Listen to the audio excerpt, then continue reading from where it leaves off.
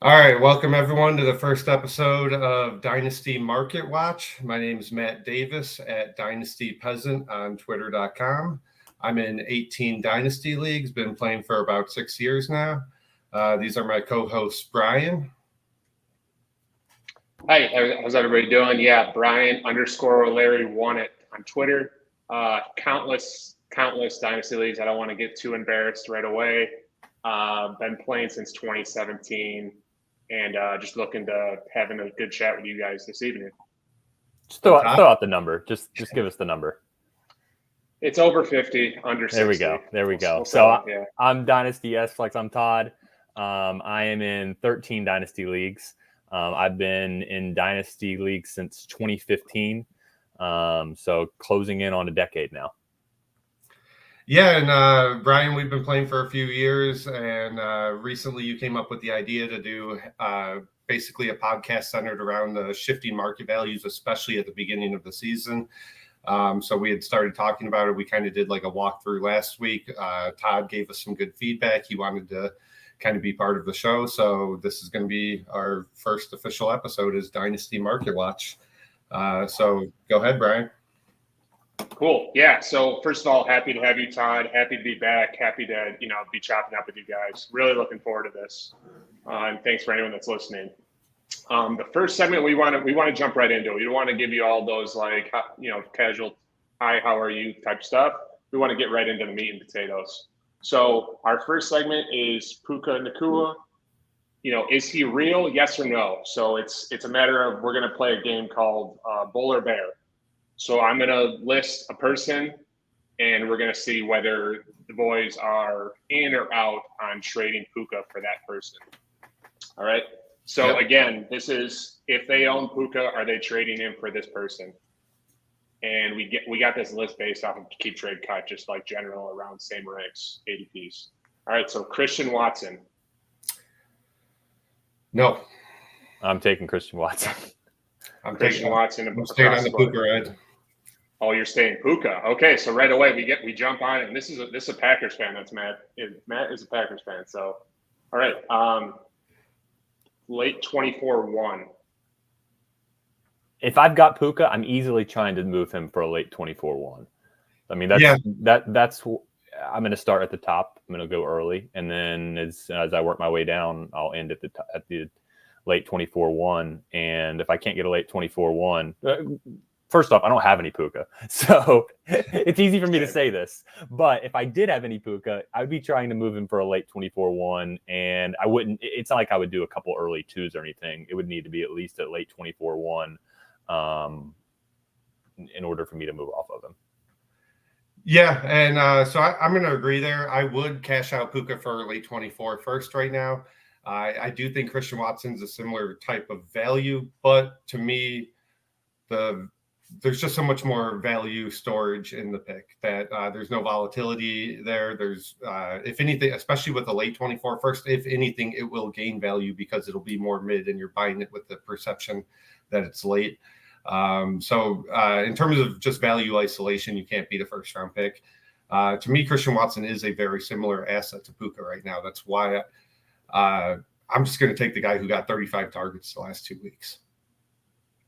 And just quick on this, Christian Watson, is his value down because of injury concerns, Packers fan? No, I don't think it is. I think the people that liked him last year are still in on him. The hamstring thing I don't think is too big of a concern. He does have an injury history going back to college, so I do think that's something to be aware of if you are buying him. But especially, we'll get into Jordan Love a lot later, but with Love looking competent, we can probably agree on that. So far, that is a reason to be more bullish on Christian Watson, especially, I would say. Okay. So I did just trade for Christian Watson. I traded away Pittman, Hubbard, and some other kind of throw in, but Hunter Henry. So basically, I was just trying to get points off my team. And so it was a tank team. And so I think what Christian Watson is right now is you can buy him because of the injury, but maybe you're not buying low. So it's just he's available because somebody else is looking for points. So they basically swapped out Pittman and moved in Christian Watson to their lineup. Yeah. Important distinction to make, tanking, contending for sure. Next player, Devontae Adams or Puka? Established superstar. That's just going to be team dependent for me. If I'm a strong contender, I'm taking Devontae for sure. If I'm not a good contender, I'm probably keeping Puka.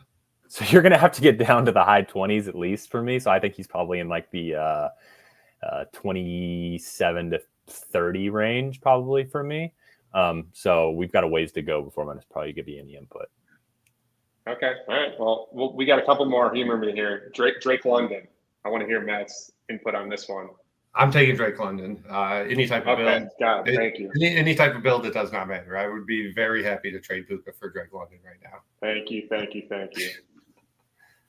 Deebo Samuel. Now we're starting to talk a little bit. So I know Deebo is Matt's guy. I love Deebo, and this is where there's a lot of factors to go into consideration. I'm at 33% Deebo. I don't really need more. If he does great, I'm going to be a happy guy.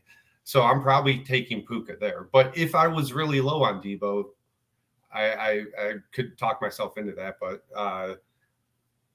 easy Puka for me, just because of my existing shares. Yeah, so I don't think you can really move Deebo most likely for a late first. Not at this juncture. Maybe later in the year when it's a clear in the 110 to 112 range. But especially with limited number of, we're not on bye weeks. We don't have a lot of injuries quite yet. So I don't think you can move Deebo probably for a late first. So I think it's Deebo, Puka kind of gets into more of a team build type of thing for me, whether it's a contender or rebuild or contender rebuild. All right, we're turning you. Okay, last one. And I think this is just kind of the fun one that I saw, that just the fact that they were so close to each other. Cooper Kupp, teammate. Just team build for me. If I'm a strong contender, I'm taking Cooper Kupp. But if I'm not a strong contender, if I think I'm a fringe playoff team, even 5 or 6, I'm just keeping Puka. Once a wide receiver hits 30, that's when I only want to roster him if I think I have a strong contending chance. Otherwise, I'm trying to trade that 30-year-old receiver for somebody younger, somebody that gives me more flexibility.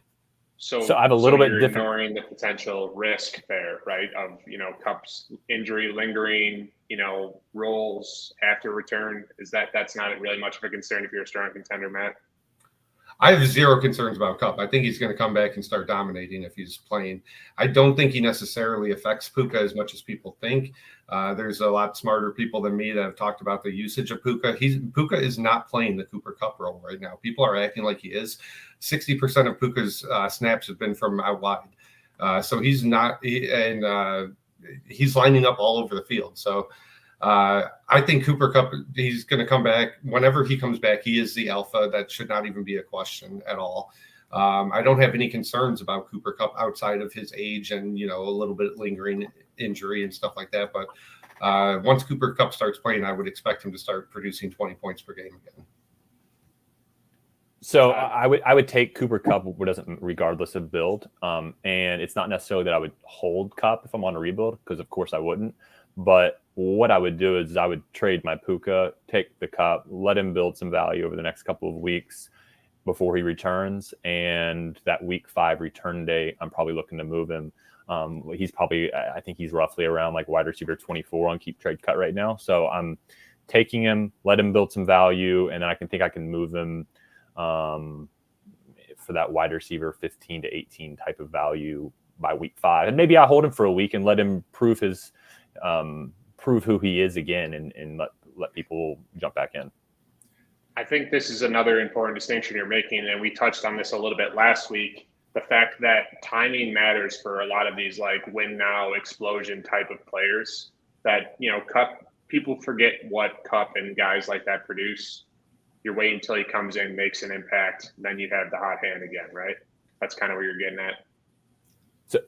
Yeah, exactly. And so my biggest takeaway kind of as a dynasty market as a whole with Puka is that people have to really be careful selling high when they think they're selling high on a Sunday evening after the games have happened. So at the beginning of the week, Puka came in as about like wide receiver 30 to 35, maybe probably closer to 35. By the end of that game, he's probably trickling up on KTC like around wide receiver 30. A lot of people are using that as their baseline of what it might be a good trade could be, and probably trading him at that. And I tweeted on Sunday afternoon or after the game that he would be wide receiver 20 by Friday. And we're recording Tuesday night, and he's already wide receiver 20. So I think one thing to keep in mind is when those things happen on a Sunday, those big changes happen throughout the week, and the sell high that you thought you had on Sunday evening or Monday night, by the end of the week, it may not be a sell high anymore. You may have just sold at market value. Yeah, and to just kind of put a bow on the Puka discussion, I think I think Puka's a real guy. So it sounds like that's kind of the difference between where Todd and I am right now. I don't think Puka's value right now is really unreasonable. I think he probably should be valued around wide receiver 20 to wide receiver 25 in Dynasty right now, because I just believe in what we've seen the last 2 weeks in terms of the target share, the production. I think you can fully bake in like 40% regression on his numbers. That's how crazy they are. And he's still going to be a good wide receiver too this year.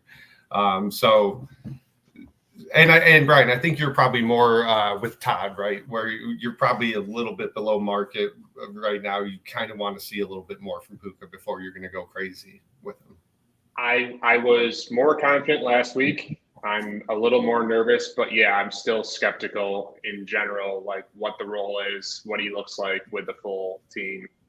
Stafford is notoriously, having a guy and focusing on that guy and making him a dominant fantasy asset.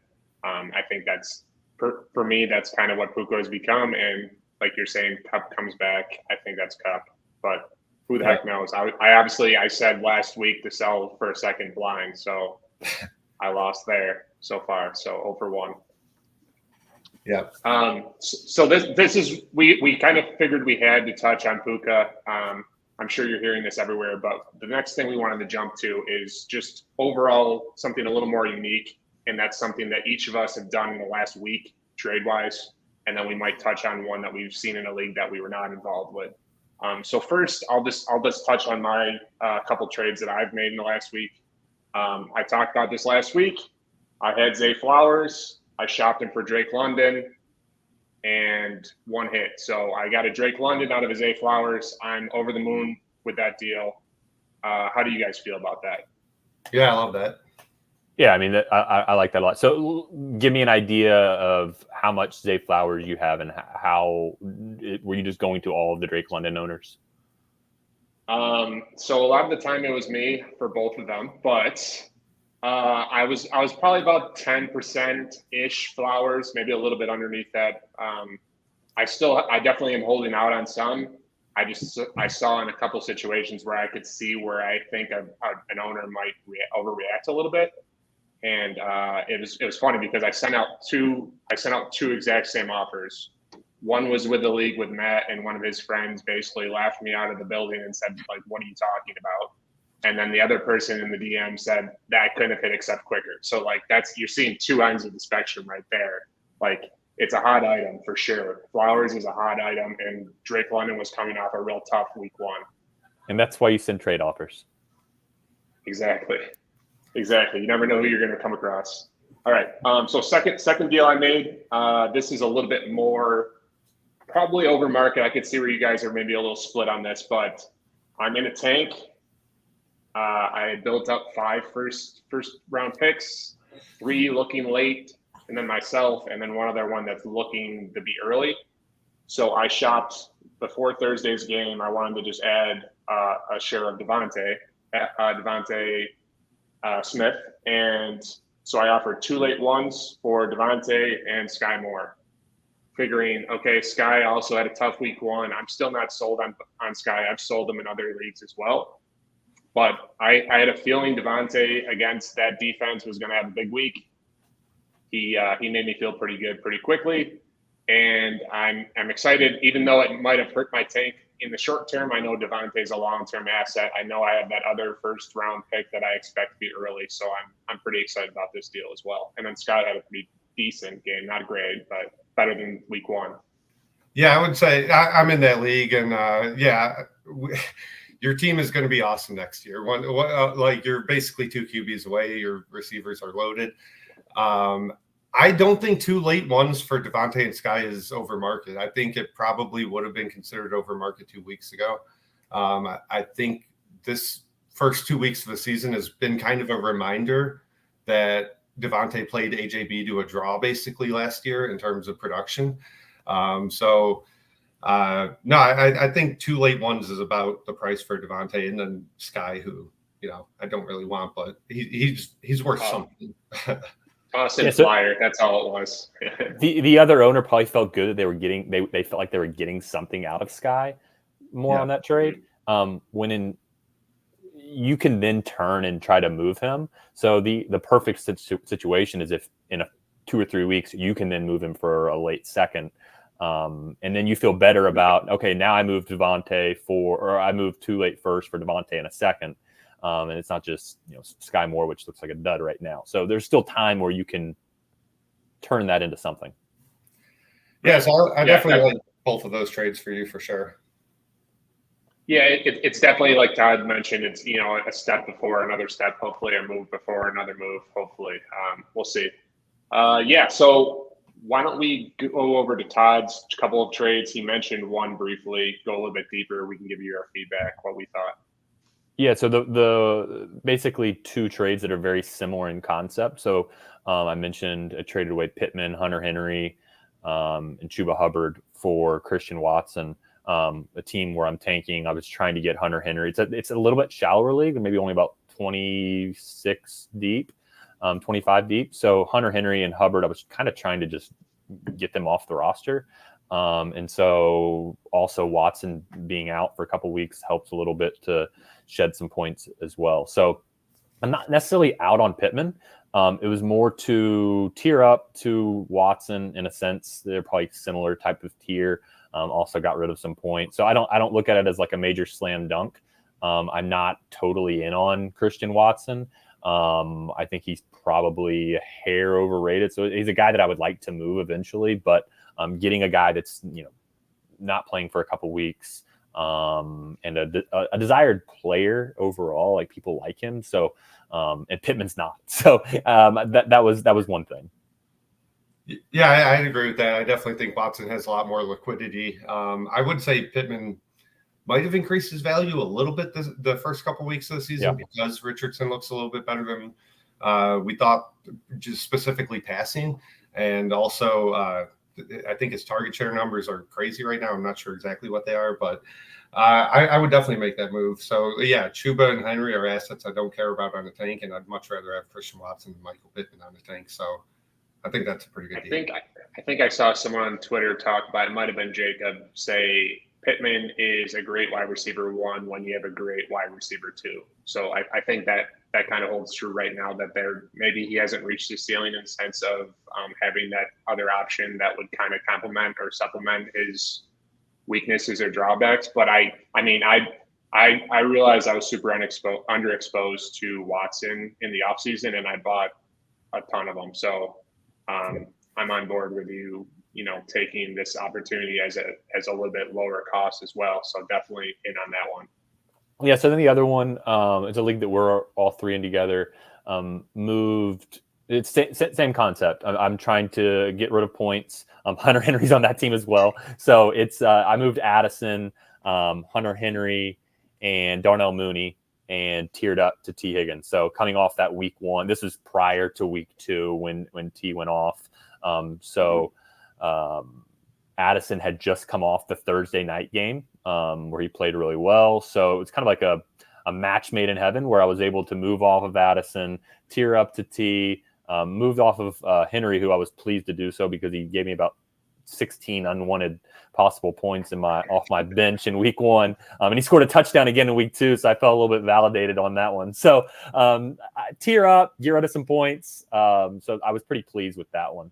And I've been trying to buy T everywhere. So on Twitter, my handle is at Dynasty SFlex. And right now, or going into week 2, it was trade for T. So I lived up to the billing.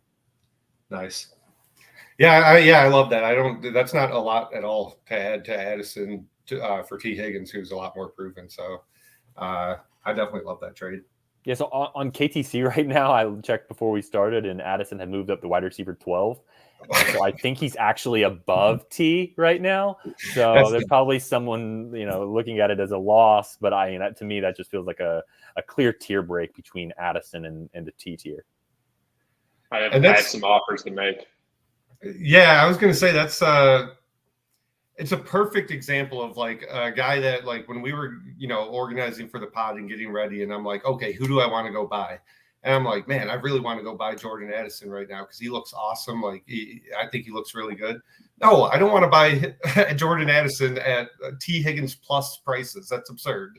Listen, it's the same thing we talked about Flowers last week, that it's you can be as high as you want on someone, but after a while, a buy is going to be a sell, period, if you're playing the game the right way. No doubt, definitely. So in terms of Higgins, sorry, I just want to throw in really quickly.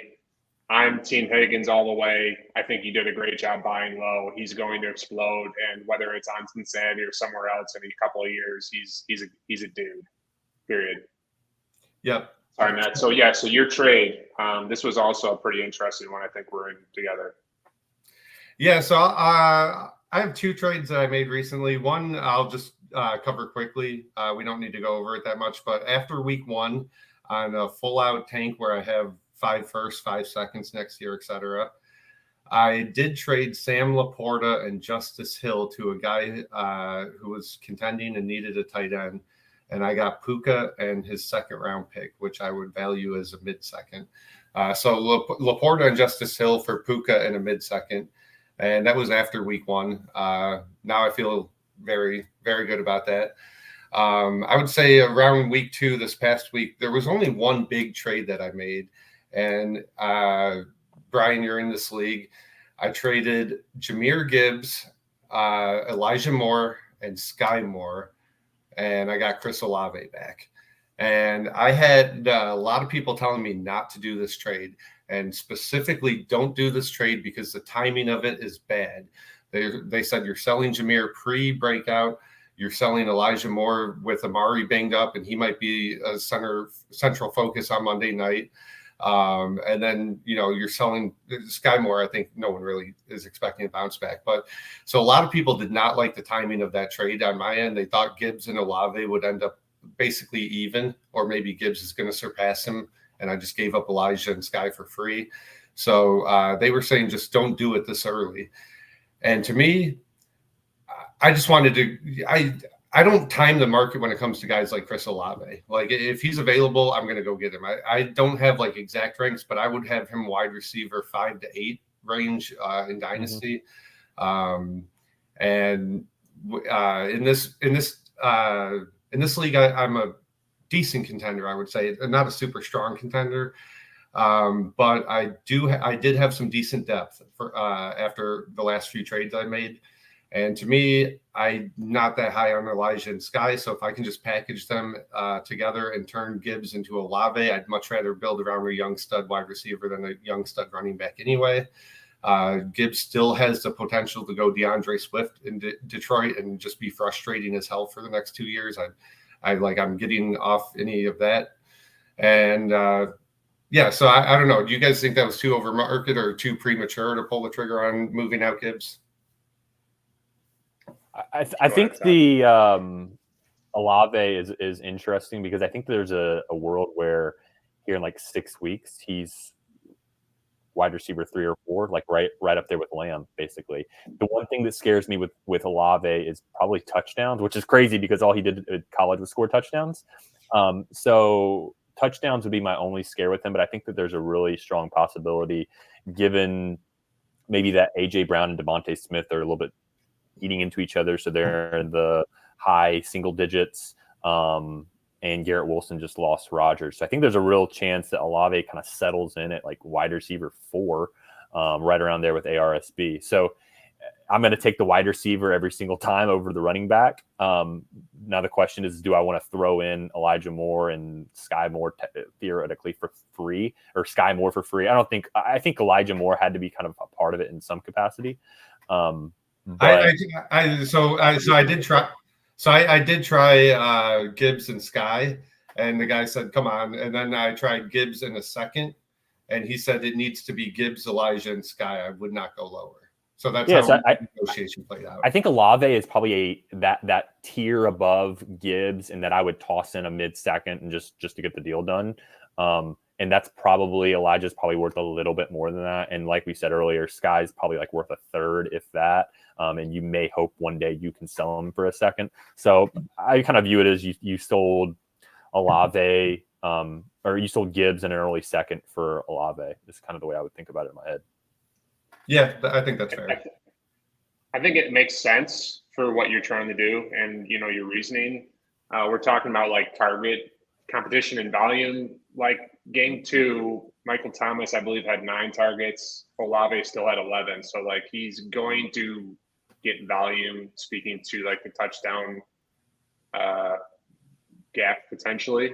Yeah. And Gibbs, usage wise, he does have a really solid floor, it seems, with like, again, targets, receptions.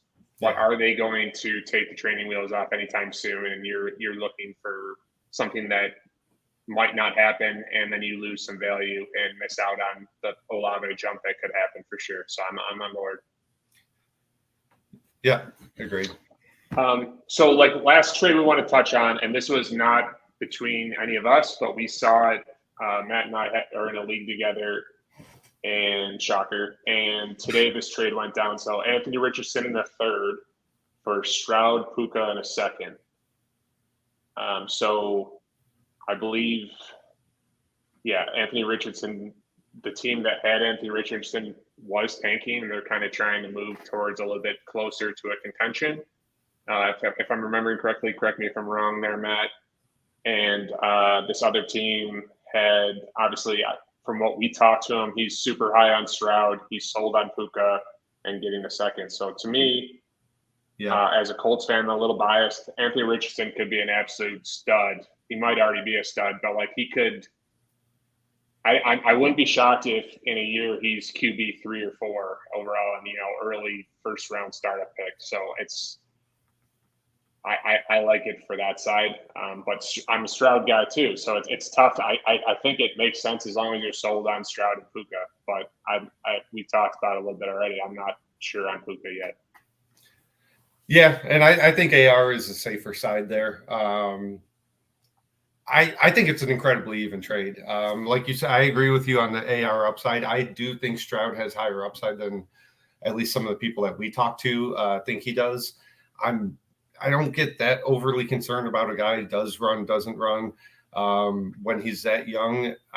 I'm more concerned about if a QB is going to be good than if he's going to run. I do like the upside that Richardson offers, but I think I'd almost lean the Stroud side. But I think it's just an even trade, though. Yeah, I would take this here, Todd. I'll take the Stroud side.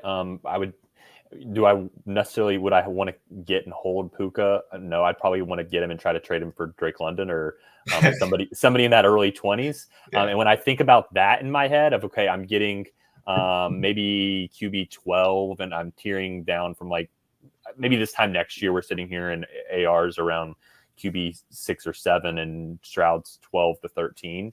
I get to add the wide receiver 20. And then, I guess I get the upgrade from a 3rd to a 2nd, but which is fine. But I'm really more concerned about that wide receiver that I got to add. And there's still the volatility and the variance that plays in there that in 6 weeks, Stroud is a Burrow or Herbert type of passer. And that probably is not going to happen, but I mean, there's that world of possibility. We weren't sitting here thinking that AR was going to be quite this good 2.5 weeks ago. So Stroud has looked good. Definitely. Things happen fast. I think that's something that no one can really dispute. We're talking Stroud. Is he for real? I think that's a great segue into our next segment, which would be, is he a thing? All right. So the first person we want to talk about, I basically am just looking for your opinion. Is this guy for real? Can we expect what he's produced so far? Do you like the long-term outlook? Approach it any of those angles you want. So first person, Russell Wilson, household name, really, really tough year last year. Everyone kind of made him a little bit of a laughing stock. Bring in Sean Payton, bring in a little extra hype, draft a pretty well-liked wide receiver in Mims. Maybe Judy's going to be healthy someday, yada, yada, yada. He is currently QB5 after 2 weeks. Obviously, it's a small sample size and, weird game scripts, but can he be a top 12 quarterback this year? You go ahead, Todd. Yeah, I mean, he could be a top 12 quarterback. I mean, I can't think of probably a more boring quarterback for us to sit here and chop it up about than Russell Wilson, maybe Kirk Cousins. And that's actually a good comp. So could Russell Wilson have a Kirk Cousins type of output this season? Sure. And he's probably a little bit cheaper. I've got Russell Wilson on a couple teams and nobody's interested in him. So he's a guy that I'm just going to hold on to. And if I'm going to slide him into my RB or my QB2 slot, fine. I'm not thrilled about it. Ideally, I'd like to have a team where I've got juggernaut quarterbacks and I've got him my QB3. So he's not a guy that I've got him as a QB3 on the spots that I do. He's not a guy that I'm out trying to shop around because I'm not going to get the worth of him, and he's going to serve me better as the QB3, a little bit of insurance protection, and then bye weeks I use him then. I actually have Dak on one of those teams. So there's a chance. I mean, he outscored Dak this past week. So if things continue progressing and the Cowboys defense keeps making Dak inability to throw because they're up by so much, then maybe I'll transition to Russell a bit. But I think, if you can get him in that kind of Kirk Cousins, that's probably the mold that he's in for me. So here's my argument, Matt, before you go. My rebuttal to it, him being boring. Russell Wilson is boring, but Russell Wilson, Kirk Cousins, if you get that type of production from QB2 and you haven't invested something nearly matching that, you're getting a lot of value and potential winning, honestly. So again, it's I'm not buying Russell Wilson on a tank, but if I can buy Russell Wilson low, and if I expect him to exceed what most people's low expectations are right now, I can then sell him or flip him later for something nicer. That's where I think he becomes kind of interesting. Whether you believe in that or not, it's TBD, I guess. But so let's think about a team that maybe, and I'm doing this off the cuff here, but we just talked about Stroud, and you're a contender. Maybe there's a team in your league that has 4, 5, 6 first-round picks. We've seen teams like that. Maybe they're still sitting there with Russell Wilson thinking they might be able to move him at some point. That's maybe a spot where you could maybe transition from a Stroud to Russell Wilson and potentially add a first-round pick, even as a contender. Almost like you're tearing down, liquidating a little bit. The production difference between Stroud and Russ may not be very different. I think I would guarantee that you could do that in most leagues if that's what if you're really in on Russ and especially if it's like one of those it's a late one that you're like looking at the roster and that might be a mid one with an injury or two, right? So that's personally what I like targeting is the guys that say it's a late one that I don't agree with. But 2 weeks ago, Russ wasn't. You couldn't kind of consider him in that Cousins range. Now I feel comfortable kind of saying, all right, yeah, kind of clump them all together. So I don't have any Russ, kind of like you were saying about Puka. It feels weird giving buy-sell advice for a guy I don't roster. I would try to get off Russ right now. I think all of this is fool's gold. I don't think he's any good. I don't think Sean Payton likes him. I think Sean Payton does like Jared Stidham. They're 0-2 right now. I think Sean Payton is probably going to look for a reason to make a quarterback change. And I know they're moving the ball a little bit. I don't think Russ is playing that well, just from what I've seen on Red Zone, some of the highlight clips that I've seen. I thought Russ was bad last year. I thought Russ was bad his last year in Seattle. I did not expect it to go well last year. So I'm just trying to get off the Russ train anywhere I can. I already did that. I did have 2 Russ shares this offseason and got moved both of them. The last one that you're in this league also, Brian, surprise. It's not aging well so far. I traded Russell Wilson and Justin Jefferson to get Josh Allen. And that was just, I'm not sure how much longer Russ is going to be a QB. And like you guys, I'd rather have the elite QBs than, any other elite position. So to answer your question, I don't think he's a real thing. I would be trying to move off of him. But like Todd said, there's not much of a market for him, and he is producing right now. So if you just need him to slide into that QB2 spot, I understand not moving off of him. But I would much rather trust someone like Kirk Cousins. And I say all this, I'm not necessarily giving my opinion that you should or shouldn't. As I say this, not too long ago, I think yesterday or the day before, in three-peat that we're all in together, I just traded for Geno in part of a package, of course, but to cover up my QB2, right? So I have Kirk Cousins, Geno, and Russell Wilson. So just like the most like basic B trio, but on a contender with like a pretty strong core outside of them, I like that type of setup short term. But it puts a lot of pressure on having to win, basically, because I don't know if any of the three will have much value in a year. Yeah, you can definitely make that work with a strong running back, receiver, tight end core. But yeah, it really, you're playing in a 2-year window usually. All right. So again, we've spent too much time on what is a kind of boring, annoying quarterback overall. So next person. No one has strong opinions about him at all. DeAndre Swift. Are we entering the Swiftie era? Is this what we've all been waiting for, those Swifties? Is he taking over? Is he an RB1? Is he what the Eagles have been looking for? Is the Eagles offensive line making him? What do we think, boys? So I moved all. I had 3 Swifts coming into the season. I moved them all probably within 1 week of week 1.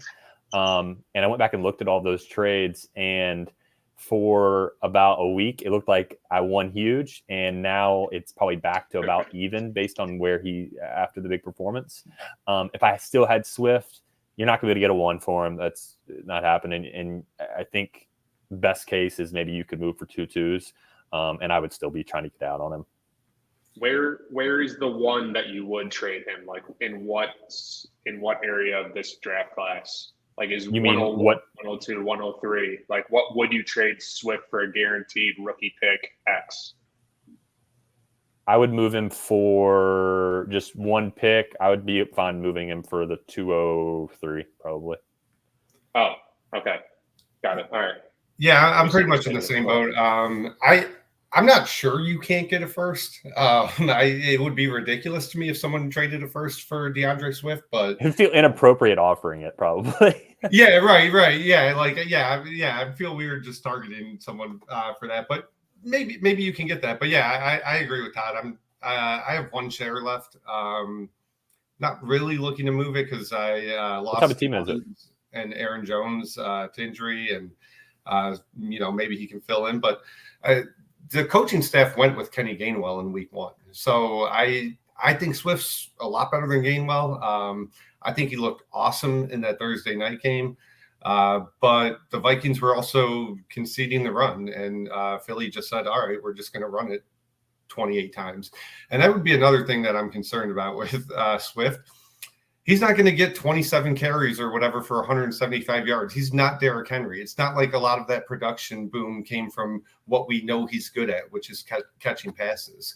So if he's not going to really have a lot of pass catching production in Philly, no, I'd sell for 2 2s or an early second or anything. And what about the Jalen Hurts becoming, this year's Jamal Williams for him, sniping touchdown after touchdown in the red zone? That's a real thing that they're going to rely on, the QB push or whatever they call it, and just his general athletic ability in the red zone, where unless Swift really presents some consistency and develops some trust, they're going to rely on Hurts in the red zone, in my opinion.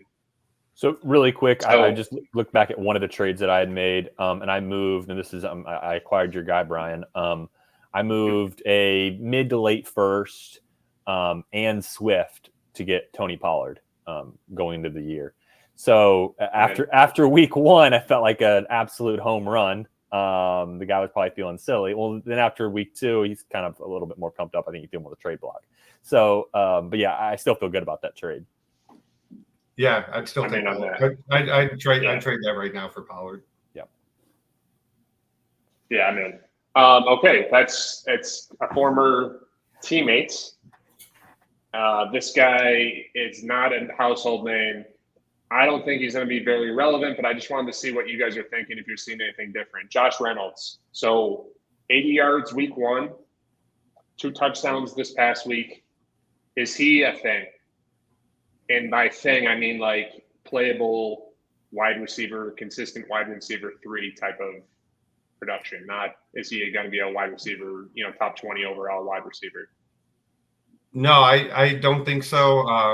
I think he's going to be flexible for the next 4 weeks until JMO comes back. I'm not a JMO guy at all, but if I was, Josh Reynolds' production would get me pretty excited for JMO in this offense. Josh Reynolds, going back to when he was with the Rams, we kind of know what he is. I don't expect any kind of sustained breakout this year. Yeah, I've seen Josh Reynolds Josh Kelly conversation. Yeah. After week 1, I saw Josh Reynolds on a few waiver wires on some tank teams that I had, and I had no interest in adding him because I didn't want any of the points. And then on any contender that I have, if I'm a contender, I'm not going to be starting Josh Reynolds. So otherwise, I'm not really a contender. So there's really no market for me to want Josh Reynolds, even if I added him off the wire, which you probably can't now. But after week 1, you're not going to be able to sell him for a third. Maybe you can sell him for a fourth. I mean, well, I don't know what you're really accomplishing there. I think the bigger thing to talk about is what Matt just said, and it's around Jameson Williams. So JMO is going to come back, and this is going to be his role. Hopefully, if he can take it back. One thing that really concerns me, though, is that this coaching staff seems pretty loyal, and Josh Reynolds is playing well. I really have a hard time believing that JMO is going to come back in week 7, and they're going to say, "See you, Josh Reynolds. It's JMO's job." Yeah.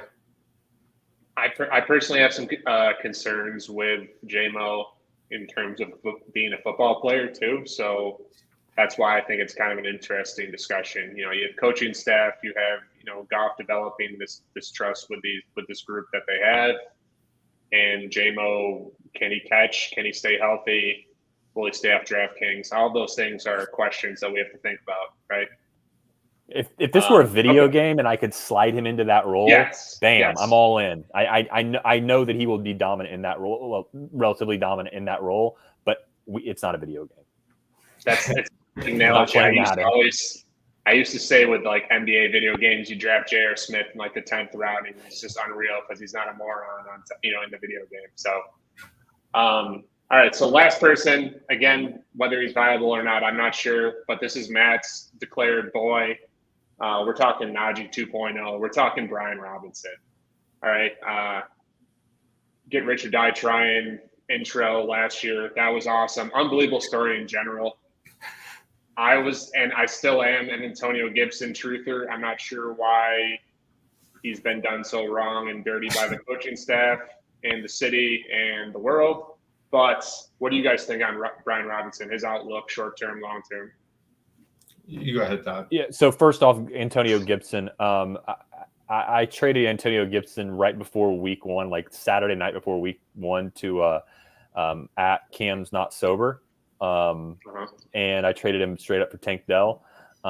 Cam's not too happy about that trade. But anyway, and that was my last Antonio Gibson. So, and I don't have any Brian Robinson. If I did, let's just say I was on a juggernaut type of team or a strong contender, I think I would really be trying to liquidate right now. Because if I am a really strong contender, I probably am not using him. If I am, I'm probably not as strong of a contender as I thought. And that liquidation, if I can maybe add something to Brian Robinson and get someone's first, or if I can get a piece, maybe even like a couple of seconds, if I can get something that I can use later to buy something that will help me down the road when maybe I do need something, because Brian Robinson could be a thing for 8 weeks. And then when I need him after injuries later in the year, he's not a thing anymore. So I'm probably liquidating right now. I'm probably going to the Chubb manager. I'm going to the Barkley manager. They need help pretty bad. So can I move him for those guys? Move him for something from those teams. Yeah, I would. I've faded Brian Robinson ever since he came into the league. I did not like him as a prospect whatsoever. I was not moved by his day two draft capital. As a rookie, he was getting. To your point, I love the story and everything, but he was getting the most frustrating 20 opportunities a game last year. It seemed like every box score was 18 carries, 64 yards, and maybe a touchdown, maybe not. I think he looks like a different guy this year. I have one share.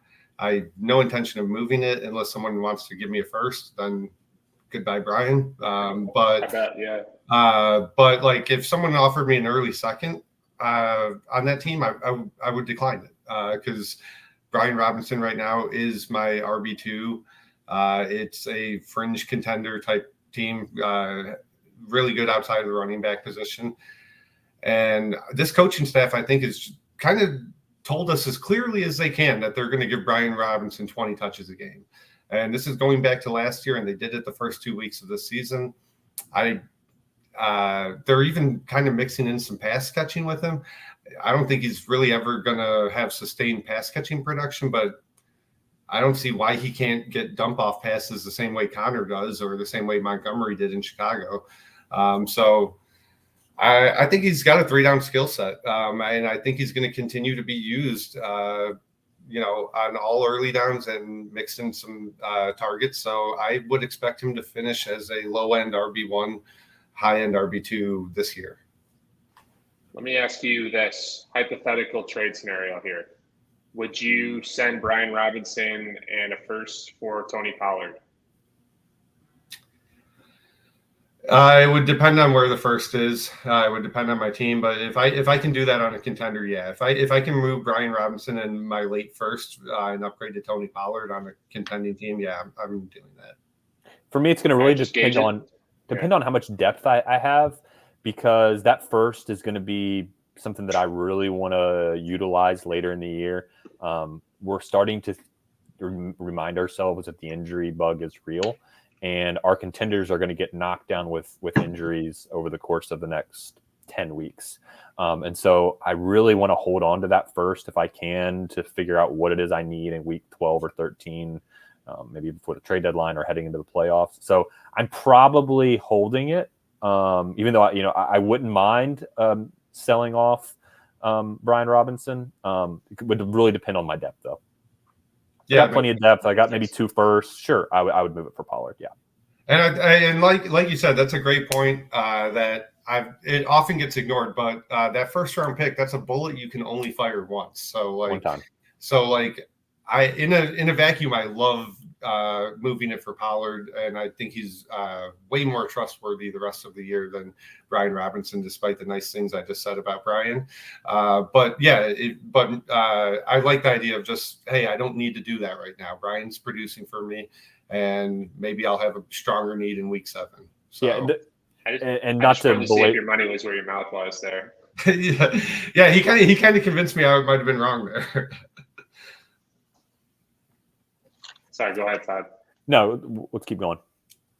All right. Yeah, so I thought that was a fun conclusion to this segment. How I want to transition now is we talked briefly about some of the rookies. I want to get a little bit deeper into that. I'm sure we all have our favorites. I'm sure we're impressed by some the same, some different. Maybe we're not as impressed about others. So let's just go right down the list here. Anthony Richardson, 2 touchdowns rushing before the concussion. We've all 3 of us have kind of talked that he's, big play, big potential. I'm ready to be heard again. I'm a Colts fan, right? So and Todd, I know you're a Titans fan, so you're probably not super excited or thrilled for the Colts to have a good quarterback, even though they usually screw it up and have nothing else around him. Matt, I know you're high. Do we have any other added commentary? Anything we want to touch on? Are we worried about injury risk? Is he a next Cam Newton? That type of stuff. I don't really have any concerns about Anthony Richardson. I think he's looked awesome. So Yeah, he's looked awesome. You're very unlikely to trade for him unless you pay probably 110, 120% of his value. One thing, you just said I'm a Titans fan, so I'm in a few group chats with other Titans fans as well. On Monday morning, I sent into the chat that today's one of the darkest days in recent Titans history, and it's like none of you all even care because you have the Texans who have Stroud now, he's very clearly a pretty solid player. The Colts have Anthony Richardson, and we know the Jags have Trevor Lawrence. All the while, the Titans are, for whatever reason, trying to win football games with Ryan Tannehill, the corpse that is of Ryan Tannehill, and it doesn't make any sense. We've got to find the quarterback, and so that AFC South went from quarterback despair to the Titans are running around blind, trying to win football games for Mike Vrabel. I think that's well said. We'll leave it there. Next person, Zay Flowers. I'll let you guys take this one. I've already kind of spoken my mind quite a bit on him. Yeah, I like Zay a lot. There was a nice change of pace to week 2 versus week 1 in terms of we got to see that higher ADOT. We got to see that 54, 55-yard missile from Lamar to Zay that he kind of caught between defenders.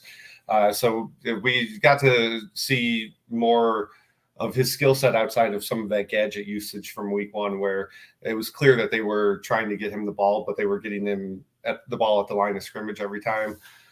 So I like Zay a lot. The only reason, like going back to our opening segment, the only reason I would be so bullish on trading Zay for Drake London is because we have a full year of Drake London having an awesome rookie year. But if Zay keeps up what he's doing so far, I would say that they should deservedly have about equal value because I don't think you could have asked for a much better start to Zay's career than he's shown so far through 2 games. So I right now I would have him as my rookie wide receiver 2, solidly above Addison and QJ. So I don't dislike Zay Flowers. I don't have any of him, but I think he's probably properly valued. I didn't get any of him in rookie drafts because in that range, I was trying to trade into like the 105, 106 to get JSN. If I wasn't able to do that, I was in the 107, 108, and I was taking QJ or Addison. And then there were a couple times I was in the 109, 110 range, and I took some Kincaid. So I just didn't get any Flowers. It's not the fact that I was out on him. I didn't dodge him or anything. At this point, if I had him, I'm probably trying to do like what I did with Addison. I'm trying to trade up into that next tier, tack on a couple things and trade up, or like we've beat to a dead horse now, move him for London. That'd be fine by me as well. But I don't have any issues with Flowers. He's looked good. He looks elusive with the ball in his hands, and he's a fun player. So Brian, go ahead. I was going to say I'm sure you had QJ above Flowers preseason and during the draft process. Is QJ still above Flowers for you? Yes.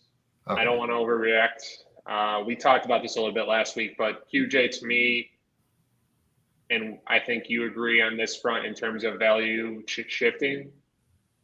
If we don't see something in week 5, 6, 7, then the red flags are coming up, or if Zay Flowers is just continuing, increased ADOT, more touchdowns, bigger plays, continued targets, then obviously we'll shift.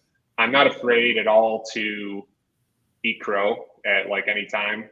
And I think more dynasty managers, I think you both are like that from what I've seen, but I think a lot of other dynasty managers need to sometimes put their ego aside and understand that like you don't always have to be right on the first shot, but don't miss out on a player because of your ego. And that is something. I would be anxious if someone sent me that offer though, Flowers for QJ. Yeah. So I would just take it because I feel like the gap is pretty wide now from a value standpoint. I would just take my Flowers, and then I would spend the next 3 hours sending out trade offers trying to figure out a way that I can move Flowers for something up in that tier that he's in. I think QJ has probably lost some value Even though I'm not down on QJ, Sure. nothing's really changed for me with him. But the market has changed, and that's what we're talking about. We're talking about the market, and I think the market has changed on QJ. And he's probably a buy. You can probably go get him. The issue is that the people that bought him at the rookie draft, they bought him because they like him and because of this Herbert situation moving forward. And they know that one day maybe Mike Williams won't be there or Keenan Allen won't be there and he can be the guy. So it might be tough to pry him out of their hands. But if somebody offered me that, I probably would have to take it, and then I would go figure it out later. I'll say this, and this will be the last thing on this specific topic, but in rookie drafts, I sent a ton of 110 plus 112 for 107s and a bunch of 110 plus 109 for top 6. So I definitely had less exposure. I definitely have more QJ exposure. And looking back, if I built out what those draft picks are, I would definitely be sad looking at that. So I'm not going to. And we'll just move on, and I'll put up a brave face. So the next two people I want to talk about, I think we can kind of, at least for myself, I've kind of bunched these two together right now. I think they're both kind of potentially relying a little bit on a receiver that's unhealthy that might be ahead of them. Maybe some flukish plays, maybe not. So Jaden Reed, Marvin Mims, two guys that I liked in terms of like second round, good value wide receivers, and why you want to hang on to second round picks a lot in rookie drafts in general. But what's our temperature on these two? Do we like one more than the other? Do we think they're kind of like myself? I'm viewing them pretty similarly right now. Yeah, I would view them similarly. I like Reed more as a player right now, but I've also watched Reed's 2 full games. I have not watched both Broncos games in their entirety. The interesting thing to me is they're complete opposite players, really. Jaden Reed, I would expect to get more targets going forward and this year and in their career. Marvin Mims is kind of the guy that unless they're elite at this role can be frustrating because I believe he's going to be a low target share, high ADOT player where you're looking at, 5-6 deep shots a game and maybe less than that, maybe 3 or 4. And so Mims' mini breakout from week 2 came on 2 targets and he had over 100 yards. But with Mims, I want him to kind of flash like he did in week 2, and then I want to move him for somebody more consistent. And I think Jaden Reed's already kind of showing you some of that consistent fantasy production that I think we're going to start seeing more of.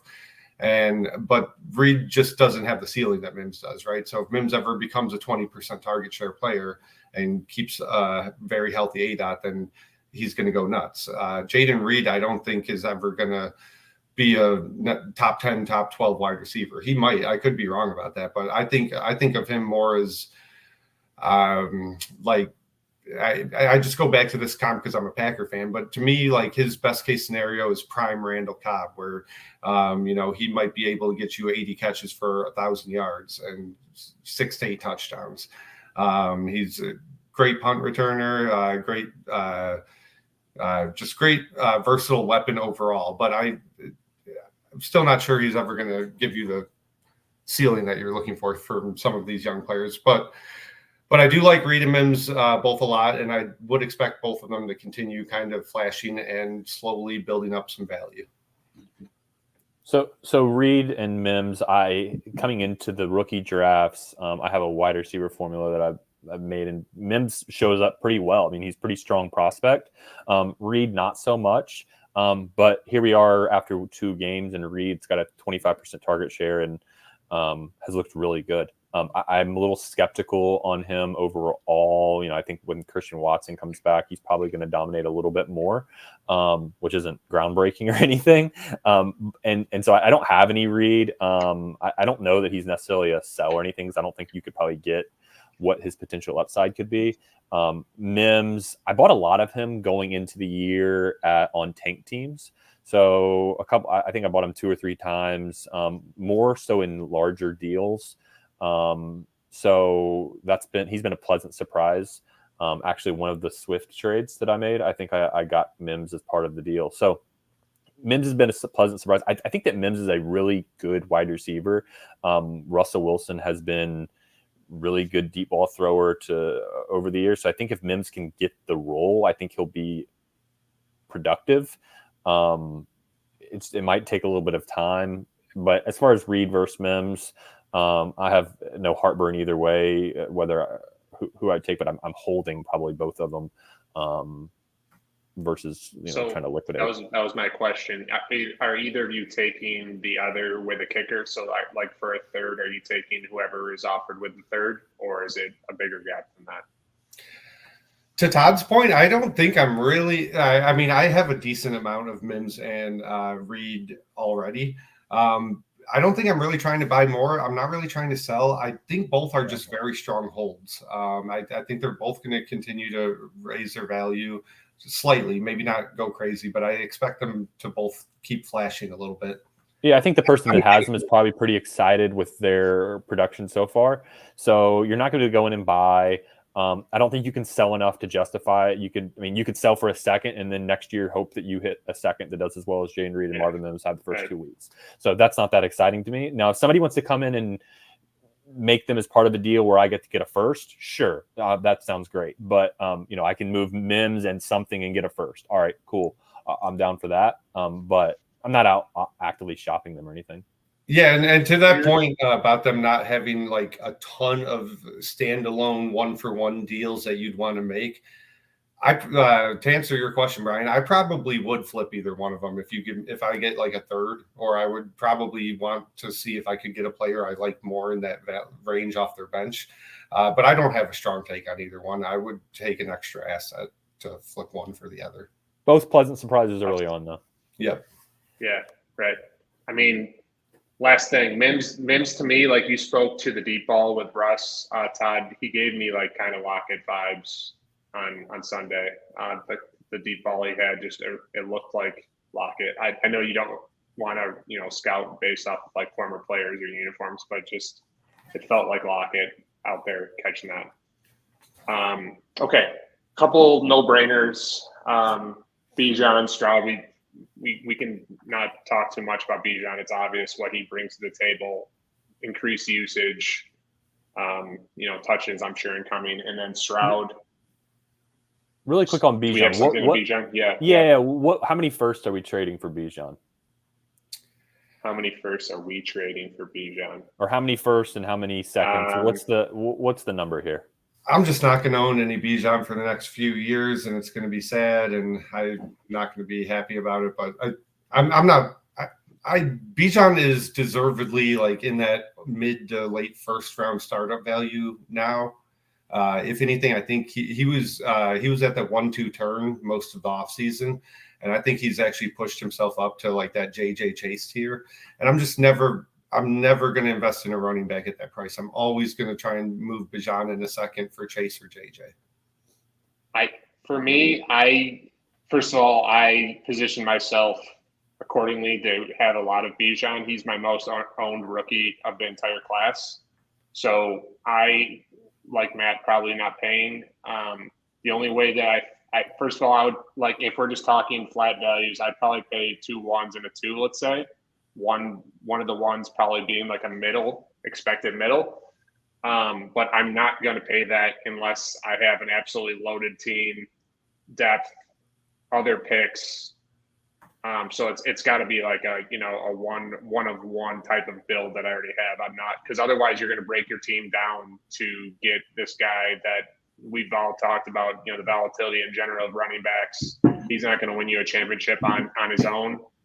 It's sexy to have him on your roster, and you can, look at red zone and all the cool plays that he does. But like, if your team stinks around him, you're kind of wasting his peak time.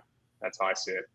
One thing I think is interesting with him is that, let's say you are a really strong contender, you probably have an Eckler or a CMC on your team. The other strong contender probably has the other one. Pollard is probably on a contender. A lot of times Bijan is sitting on maybe a rebuild team. And so there's a limited number of high-end guys that could be redraft 101 type players that are available out in the market. So I'm not able to go out and say I've got CMC. I'm not able to go out and get Eckler. Maybe I can pivot and I'm just like, all right, I'm just going to pay up and go get Bijan. And now I can pair him with my CMC. So that's the only one that I've come in contact with here recently is I've got a couple teams that like, I got a stud team. I got a ton of depth. I even got some future picks.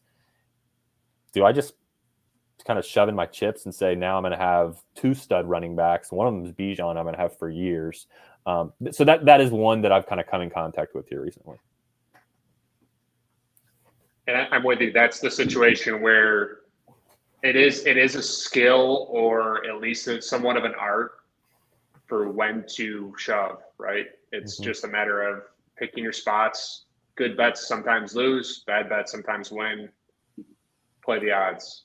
That's how I see it.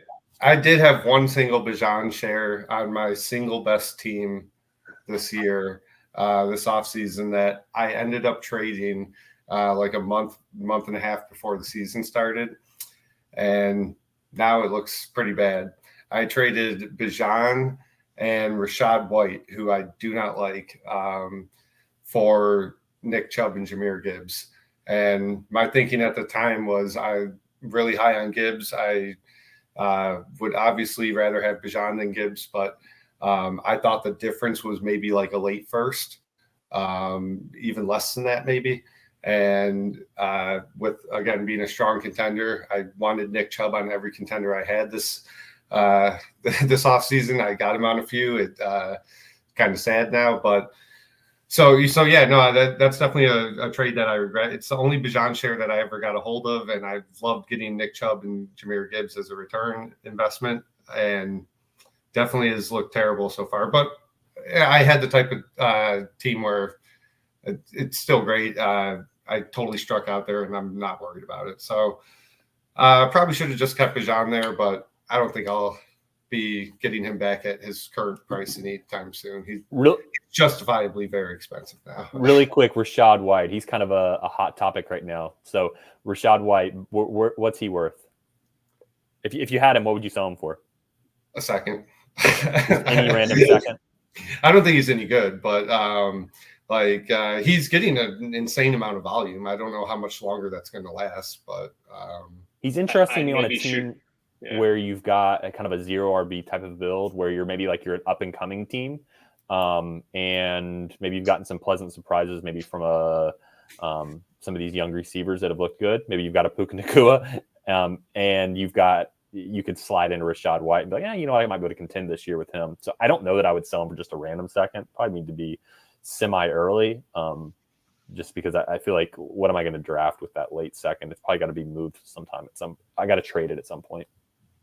I probably would ask for a random 2 and try for like a flyer player that maybe is, viewed a little bit lower than I think they could get to. Again, like Sky Moore even, or, like a person that we're about to talk about here in a minute, but Nico Collins before these last 2 weeks, he's the type of guy that you could have gotten in a toss-in deal in the offseason. Those are the types of guys that I like kind of rolling the dice and seeing if you can really shift the scales with the trade.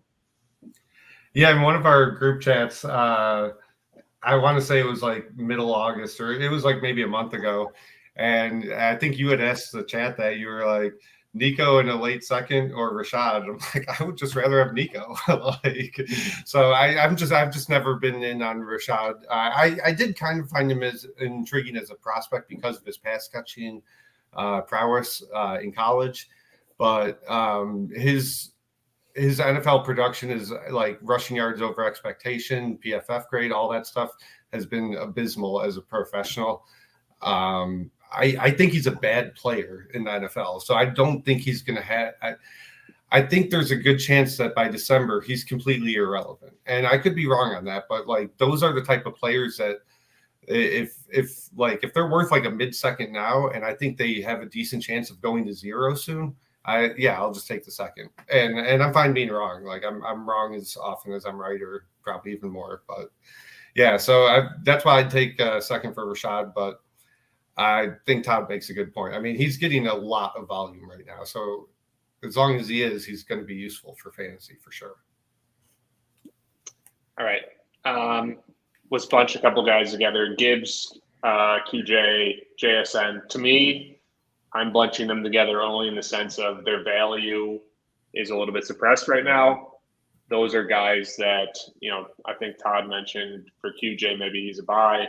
I think all three of those guys potentially, especially here, maybe in a week or two longer, impatient owners, just people that are maybe less seasoned in the dynasty long game, or the classic, everyone has these people in their leagues where it's like, I don't know if I'll be alive next year. I'll just trade everything away and, push all in redraft. Those are great guys where you can be like, oh, I'll give you, I don't know, like Devontae Adams for JSN in a small plus or something. I'm smashing that. Those are the types of deals I think I'm searching for in those types of settings, those three. Yeah, I'd agree with that. The only thing I would say is, in my experience, the Gibbs and JSN owners are probably not going to really. They're not. I don't think they're even going to join the conversation. Basically, I think they're just going to flat out reject with no counter if you're sending any value lower than like August value for either player. But I think it's still worth trying because I could be totally wrong. There is a guy in your league that has one of them that is panicking. QJ to me is a more interesting one because I have some QJ I'm a little worried about, but I know enough to not get too worried until week 4 or 5. But like in the back of my head, I'm like, man, I kind of didn't want to see Palmer playing over this guy already. So I think QJ is the interesting buy low that you can probably get for a tangibly lower value than he was 3 weeks ago. In college, he was like this too. So like anyone that was paying attention, in my opinion, QJ, he had his ups and downs. He had some times where it was like he was going to go off against this defense and did nothing. And then he has 180 yards against a great defense. So it's a matter of when, not if, in my opinion. Yeah, I agree. Todd? I think I gave my QJ take. I think he's a buy if you can. JSN Gibbs owners probably aren't selling. Don't worry though. I'll keep probing them every now and then just to make sure. But I don't think you're gonna have much success on it. Fair enough. Okay. Couple of quarterbacks that we haven't touched on. Stroud, we've talked about a little bit. Young, I'm concerned a little bit with Young. But for Stroud, he's supporting. We've talked about this a little bit, so we can kind of save commentary on him specifically. But he's supporting a couple receivers potentially here, young guys. What do we think about Nico and Tank? I'm pretty bullish on all of Houston's passing offense right now. I think Stroud's going to keep slinging it this year. I think Nico's going to eat. Tank Dell is very interesting to me now that he's starting to flash. So I'm trying to buy every part of Stroud, Nico, and Tank Dell. Any people that are listening to this, if you have those three guys and you want to send me some offers at market value, I will be happy to engage. Bryce Young, I agree with you. I'm a little concerned about that. It's just a tough watch, man. I know Carolina has bad receivers, tight end, running back. Their skill group might be the worst in the NFL. That offense is so hard to watch right now. They can barely move the ball. They're not letting Young really do much, but nobody's open either. I think Young is going to struggle this year. I think his value is insulated enough that you should not go panicking. I think the market expected this to a certain degree with Bryce Young. But he's the guy that I'm monitoring. If I have him, I kind of want to pay attention to Carolina games more than I otherwise would have this year, because if he doesn't show me something and the market still wants to be patient for one more year, he would be a guy that I'm trying to get off of if I don't see anything to change my mind this year. So I do kind of question how insulated Bryce Young and Stroud are. They're a little bit different than maybe past quarterbacks in the sense that those picks at the 101 to the 106, not every league, but a lot of leagues, people were reluctantly having to be almost forced into Bryce Young and Stroud. They were wanting to take Gibbs. They were wanting to take JSN. And some teams were just like, I guess I'll take Stroud at the 106. I guess I'll just take Bryce Young because that's that you guys kind of stuck me with them. So I wonder if this is an interesting dynamic for Bryce Young because CJ Stroud's playing well. I wonder if it's an interesting dynamic for Young that he might become a pretty gettable buy in the sense that these people didn't really want him all that much to begin with. So it might be a guy that I might dabble in. He's not somebody that you're going to want on a contender, so it's got to be a rebuild. Yep. That's probably someone that I might be interested in if things continue, because I do feel like we can't move on from a rookie quarterback after 2 weeks, and the person that has him is probably getting a little bit uneasy. I want to go back to Nico, and we transitioned from QJ. Matt, you sound pretty bullish on Nico. We might talk about it more later, but QJ or Nico? I think I would take. That's a long pause. Yeah, it's a longer pause than I wanted it to be. I think I would take QJ. No, would you take the one that you have? No, I would take Nico Collins over QJ right now. Yeah, I have a Nico. I have a single Nico, and I had been trying to get the QJ from them, and they're pretty big on Nico. And now at this point, I don't think they would offer it, but I don't know that I would want to do it. So yeah, I mean, I think Nico looks really good, and I hope that one day QJ can look like Nico. Yeah. That last point is why I finally, because I wanted to say QJ, and I think the Nico breakout is here. I don't expect it to go back to like super frustrating wide receiver 3-ish usage. I think he's going to be a top 24 wide receiver this year. And I think he's going to be valued at like a late first after this year. So yeah, and I don't know about that with QJ. If QJ just full on face plants, you could be looking at having to pay QJ and an early second for Nico this time next year, which sounds crazy, but that's how quickly values shift. So right now I would take Nico over QJ. Sigh. All right. Fair enough. That hurts me. That hurts me in my soul. It's more a pro Nico thing than a anti QJ take, though. I get it. Nico, I mean, he's got the size. We've talked about how we all feel about Stroud. He's getting volume. If Stroud's for real, Nico very well could continue the rise in value. Not to belabor it too much, but Nico is very similar to a Puka in the sense of that if you have him, you might be thinking, oh, I'm selling high, and in a week that actually was a sell low. So I think it's really, if you have Nico, you got to be really careful. Selling him as, I sold him as wide receiver 30, but he's only wide receiver 35 right now, or wide receiver 40. In a week, he could legitimately be wide receiver 25. Yeah. All right. Shifting, last part of our rookie section here. Tight ends. We got Musgrave, Laporta, Kincaid, Mayer. Let's rank them 1 through 4. Well, I know Mayer's last for me. Yeah. But I'll just go first, I guess. So I would rank them as, I would still have Kincaid as number 1. I would have Laporta number 2. I would have Musgrave number 3 and Mayer 4. I would say that 1 through 3 are all very close to me. I don't think there's a huge gap between Kincaid and Musgrave to me personally. But curious what you guys think. So, I mean, the Mayer dream feels a little bit dead right now. So if you've got him, you just kind of hold on and, maybe you wake up one day and things turn around. I'm not anticipating it. I would still take Kincaid 1. I would go Laporta 2, Musgrave 3.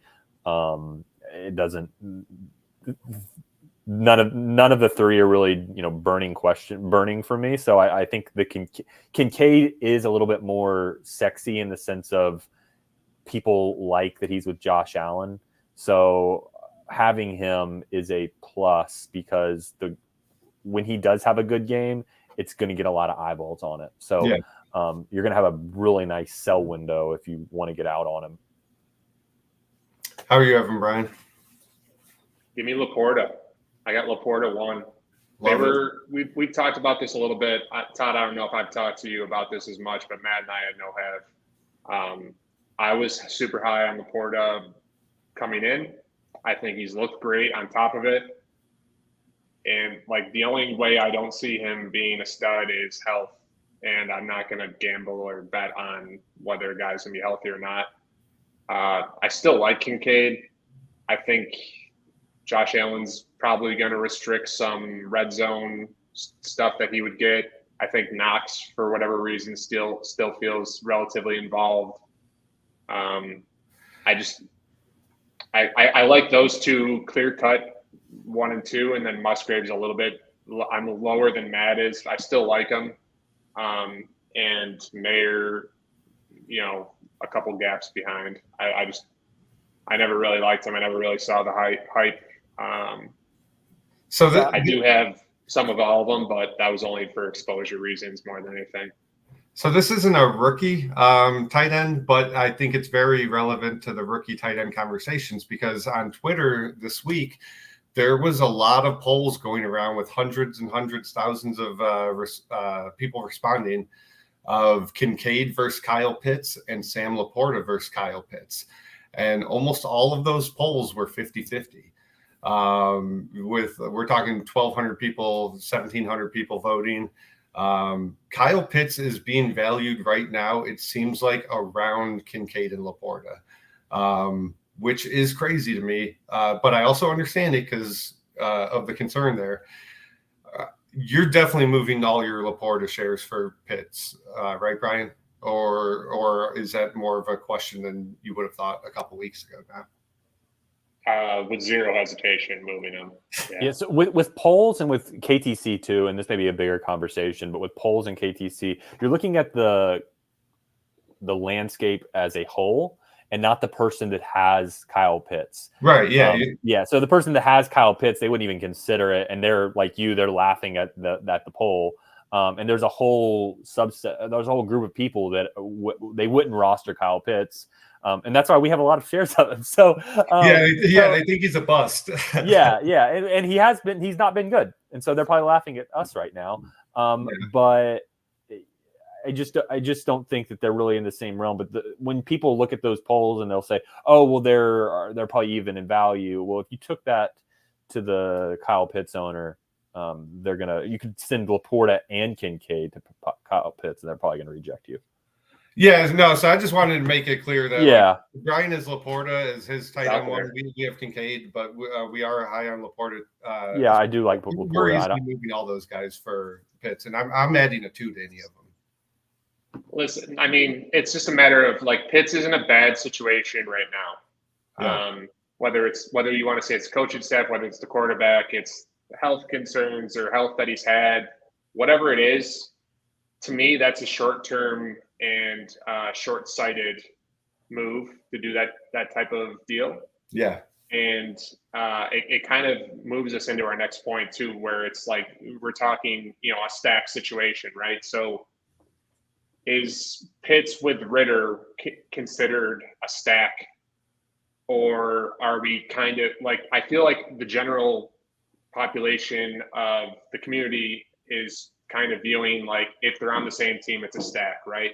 And I kind of want to address that in our next segment. So why don't we just shift right to it?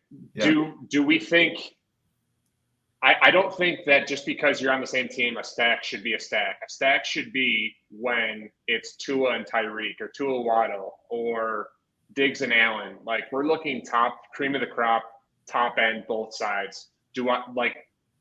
I'll hear people like in drafts say like, oh, I got to get, Bryce Young because I have Adam Thielen or something like that. And it's like, people were taking like Bryce Young at the 104 and then Mingo at the 204 so they could get the stack. Exactly. It's absolute chaos. If you like those players individually, great. But to me, it's even like, I even started saying like Debo wasn't a stack because I didn't trust Jimmy G or Purdy. Purdy looks a lot better than I gave him credit for. But yeah, I think it's important to like distinguish that like stacking is something that you can also target, right? If you see someone and they're, hey, do you want Purdy? I have Debo kind of thing, or whoever that person is that you don't necessarily think is stack worthy. I think it's important to survey your leagues and chase those. There's going to be at least 1 or 2 people in all of your leagues that are like stack. So that's a perfect opportunity to kind of open a discussion at worst, develop a relationship or a rapport with someone that you haven't maybe talked to as much, and develop a deal down the line. What do you guys think? Go ahead, Todd. So just stacking as a whole with Dynasty, I do like it if I've got a good contender, but maybe not the best team. So I like the idea there. If I've got like a juggernaut team, having a stack adds some unwanted volatility, really. So if I've got a team with like the Eckler, I've got Chase, I've got Cup, I've got Adams, I've got all the old guys, like that adds some volatility maybe that I don't want. But maybe if I've got a team that I view as good, or maybe I'm just as good as somebody else that's up there, sure, that stack could be really nice because it can give me some upside that I maybe couldn't get on a weekly basis. So I would be a little bit. I'm not necessarily out looking to get the stack of the Tua Tyreek or the Burrow Chase. If it happens, great. I mean, obviously, I want Burrow and Chase on any team I can get them, but I'm not out like actively taking a small loss on a trade just so I can get the stack of Burrow Chase. Chase Burrow is a great example of that. In startups this offseason, I saw countless people give away their entire future, tons of startup picks to get 104 plus 107, right? Mm-hmm. And just bury their team. But you have the stack, so that's exactly like to your point. It's volatile. And you're giving up so much based on that value and that added bonus of what a stack means to some people. So the way I approach stacks is, like you guys have been mentioning, it's not an efficient way to build your dynasty team. The reason the appeal for stacks should be in like these GPP best ball tournaments where you're facing 50,000 other people and you really need to have the highest possible outcome. It's not as beneficial for Dynasty, but the way I approach it is in the off season, and especially early, these first couple of weeks of the season, I try to look at teams that are undervalued, and then I do try to stack a lot of them together. So like a perfect example is, I'm a Packers fan. So it was pretty easy to go the homer route and just start stacking Love with all of his pass catchers because they were all really cheap, except for Christian Watson, who consistently had like round 5 startup value. But Jaden Reed and Luke Musgrave, you could get for damn near free this offseason. And Jordan Love was like he did start raising his price in August, but like back in the summer, Jordan Love was essentially the same price as Ritter and Howell. And he did start separating them a little bit. So like, so I have a lot of Love, Reed, and Musgrave because of that. One I only have one CJ Stroud share, but I wish I had more because Houston would have been a fun offense to target with like Stroud, Nico, Tank Dell, whoever. With the only assumption that needs to be correct there is Stroud is pretty good and they're going to let him sling it. And both of those look true so far. And that's where you can get kind of exponential gains if you do stack all of an offense together and then they start taking off. So like if Stroud throws for 5,000 yards this year, which sounds ludicrous, but could happen. And Nico and Tank Dell both, have very healthy production, you're going to get exponential gains on all three of those. So I do think there's room for it in Dynasty. To your point, I'm not generally chasing stacks just to do it, like especially mediocre. Like the Ritter one is a hilarious example because like I'm definitely not chasing a stack on the biggest rushing team in the league that hates throwing the ball to anybody. And even the mid-tier offense, like the Bryce Young and Mingo one was a great one that people were trying to do. But we also see the opposite end of that. A lot of people were stacking Stroud and Tank Dell in the third. And right now that looks great. If you were able to get that done in your rookie draft, you're really happy with that through 2 weeks anyway. So I do think there's room for it. I do agree with you, Brian, that people definitely go nuts with it. And they people do it in the funniest ways too. It's like people will target the most mediocre, like, sorry, Todd, don't mean this in a bad way, but like Ryan Tannehill and Hopkins, let me stack them together. It's like, why are you doing that, man? Like Tannehill might start for like the rest of the year. Like, so the only other thing that I will do on occasion, let's say I have a team without Kelsey or Andrews, which I want one of those if I'm contending. But if I don't have one of them, I will be interested in let's say I have Hurts. All right, I would be interested in pivoting to Goddard If I've got Lawrence, okay, I wouldn't mind having Ingram. That's assuming that I don't have that stud tight end. Ideally, I'm going out and trading for that stud tight end. But stacking the tight end, that's something that is a little bit appealing to me because they throw that touchdown to them. It really elevates kind of that weekly opportunity. Cool. Yeah, I think we covered this. Yeah, just and this stack topic, I think, is a good transition to a couple others in terms of like what we want to see their value is. Is there a buy window? Is it too late to sell? And that's Burrow, injured, Chase Pilsagan. So that's his stack that we talked about at length. But is there a Burrow buy window?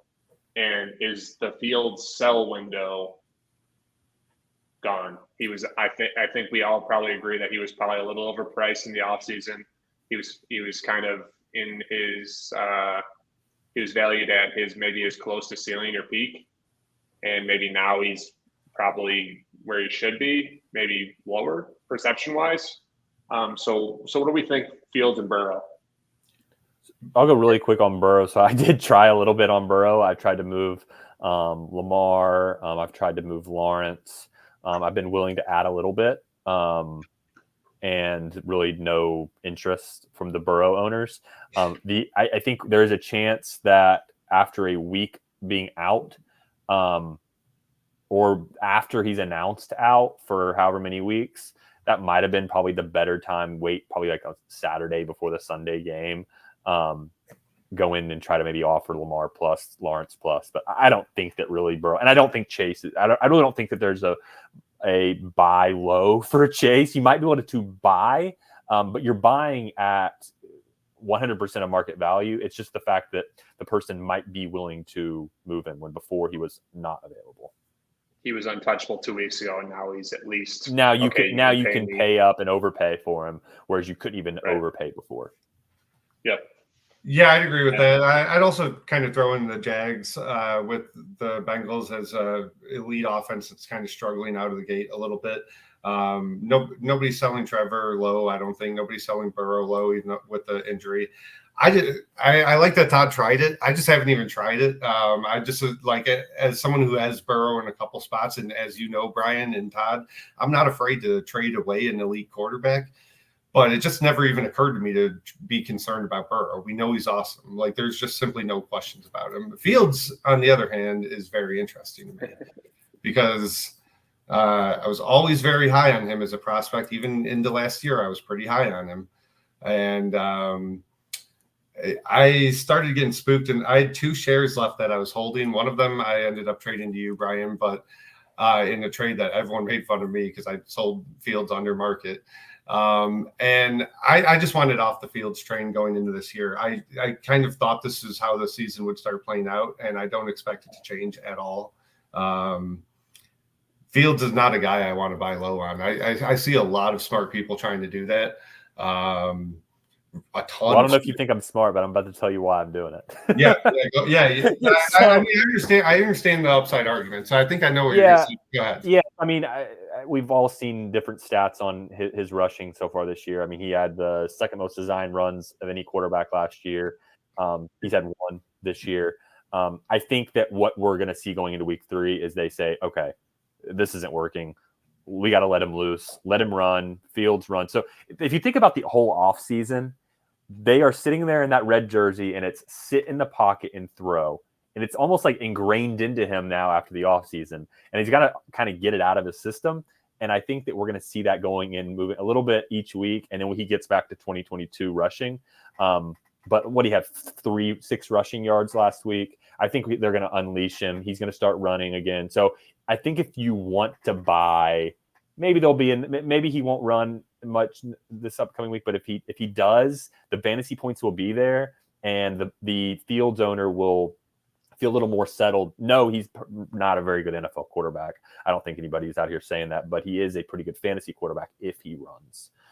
So what I've tried to move Lamar in deals for him. I would like to get what I would do there is move from Lamar to Fields and get another nice piece and give back something that's less desirable. So like a value of like Lamar in a second type of value for Fields and a first type of value if I could. I haven't really fleshed that one out on the value standpoint, but that's kind of what I would be looking at if I was pivoting off of Lamar to a Fields. I would not be pivoting off of that top 4 or 5 quarterback group to Fields, though. I have kind of Lamar a tier back from the Herbert, Burrow, and then obviously the top 3. What do you think, Brian? It's interesting. I'm probably somewhere in the middle. I had Fields as QB1 in the class above Lawrence actually coming in before he was drafted by the Bears. I don't trust anything they do. They've given me no reason to think otherwise the last couple of years. It blows my mind. Todd, I hadn't thought of like the red jersey in practice. But it just blows my mind that they've completely abandoned and like forgotten the success that he had and then what came from that because of his confidence and successes they had with the running. Like they just totally said, hey, you have to become a pocket passer because that's the only way you're going to win and stay healthy. And did that to the detriment of the entire team. And I'm worried about them destroying his confidence because they're idiots. That's my harsh but fair, I think, take. Yeah, and I think that's fair, and that's a big factor in why I'm just completely out on Fields right now. Is I do agree with you guys that I do think they're going to start designing more runs for him. I do think they're going to start getting him running again, but I think we know at this point that this coaching staff is incompetent, and maybe not everyone's going to agree with this, but me personally, I think we know that Fields isn't an NFL quarterback. I don't think he can play the position. I agree. So that's why I would be very hesitant to buy in right now, because even if he's producing 20 fantasy points a game this year, he might not have a job next year. And some people might think that's crazy. I think that's a very realistic range of outcome for him right now. Is he simply does not have a job like Trey Lance does not have a job by the 2024 season, because NFL teams care about passing production. He will have to make it work through the air a little bit. And like his timing is off. He doesn't anticipate throws. He can't read defenses. There's clips that just show like last week, Roshan just going wide open and all he had to do, and it even showed in the end zone clip that like Fields kind of looked like he was looking at him. It's like, what are you even looking at when you're playing right now? And that pick 6 where they're running the same screen 3 times in a row from inside their 10-yard line. Like that's the type of stuff you're dealing with this year.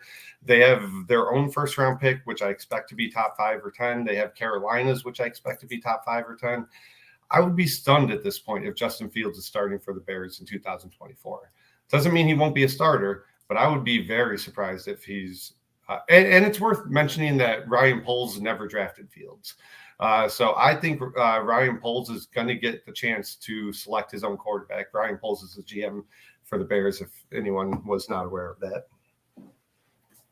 But yeah, that's just my overall Fields concerns.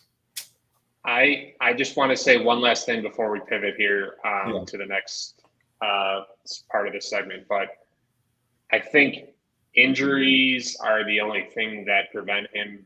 As long as I'm glad you backpedaled a little, or maybe I just misunderstood you. He'll start somewhere next year, and barring injuries, in my opinion.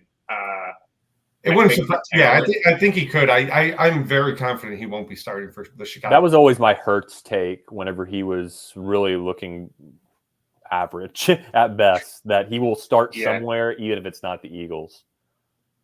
And that's a potential. That's just like hearing those words gives me it triggers like a buy window. Yeah. Because people are going to think that he's just out of the league. Real quick, just yes or no. Would you trade Fields for Kyler? I definitely would. I would trade Fields for Kyler? You take Fields? No. So there you go. Okay, split. So I had that offered to me yesterday, and I have Kyler, but it's a tank, so it's kind of part of my strategy of keeping Kyler. Yeah. That's the issue. That's situationally, yeah. Most people that have Kyler, I think, from what I've seen, anyways, are kind of planned tanks. Yeah.